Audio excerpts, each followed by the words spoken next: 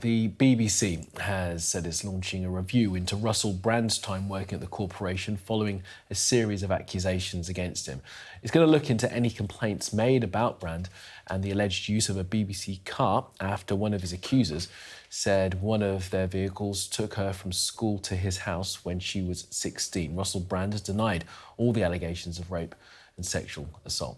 Well, our correspondent Milena Veselinovich is following this for us. So, Milena, the BBC have now said that this investigation is ongoing and they've announced the person who's going to be leading it. Indeed. So Russell Brand worked for the BBC between 2006 and 2008, and he was, after that, a guest on many of its shows. So the BBC announcing today they have appointed Peter Johnson, the Director of Editorial Complaints, to lead this review, and they hope to release some sort of an interim result within the next 3 weeks. And it will look into whether there had been any complaints against Russell Brand, who knew what was done, if anything, and quite disturbingly probe into that use of the BBC car that has been alleged to have been inappropriate in that investigation by the Sunday Times and the Channel 4 Dispatches programme, saying, quoting an alleged victim, saying that she was basically taken, when she was 16 from school to his house when he was 30 years old. Again, as you say, important to note that Russell Brand denies all those allegations. But this BBC review has been launched in the wake of a letter by Caroline Dinenage, the chair of the Culture, Media and Sport Committee,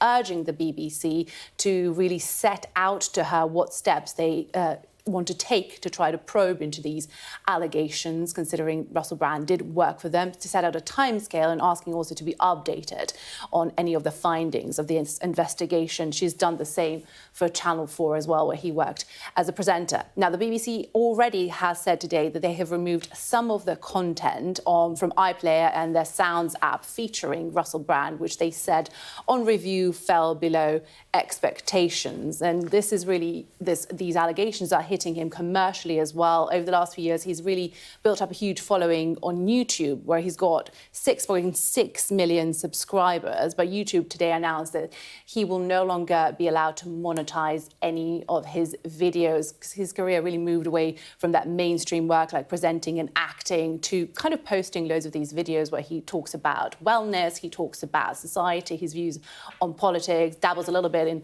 conspiracy theories. So also, his 3 shows that were meant to happen this month in the UK have now been postponed. So really, it's starting to bite him quite financially. Absolutely. And those investigations continue. All right, Milena, really appreciate that. Thank you.